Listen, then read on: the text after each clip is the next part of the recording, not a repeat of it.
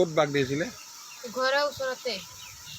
তাৰপিছত মই কামৰ পৰা আহিছিলোঁ, গা ধুই আছিলোঁ, গা ধুওঁতে পিছপিনে বাঘ থিয় হৈ আছিলে। যেনেকৈ উভতি চালোঁ বাঘ আছিলে, বাঘ মোৰ পিনে আহি আছিলে, যেন তেন মই পৰিলোঁ পিছল খাই।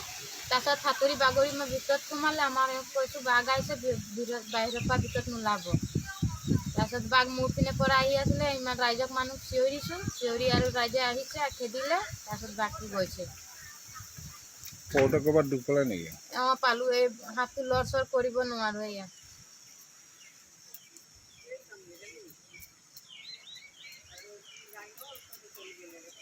কালি বাঘটো ইয়াৰ পৰা খেদি লৈ যাব লাগে। না কালিয়ে বাঘটো ওলাইছে নে আগতো ওলায়? আগত ওলাইছিলে। আমাৰে দুটা গৰু লৈ গ'ল বান্ধি থোৱা। বাঘটো কেতিয়াবা ওলাইছে? বাঘটো হ'ল এইটো 2 মাহমান হ'ল ওলোৱা। তো আমাৰ ঘৰত কোনো নাছিলে, বান্ধা আছিলে গৰু।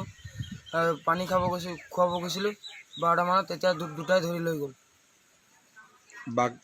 বাঘটো কালি দেখা গৈছে, এতিয়া বাঘটো আছে নে গুচি গৈছে? আছে, এতিয়া বাগানতে সোমাই আছে নেকি। কেইটামান বাঘ আছে? আছে 10টা 9টামান আছে এনেকৈ বাঘ।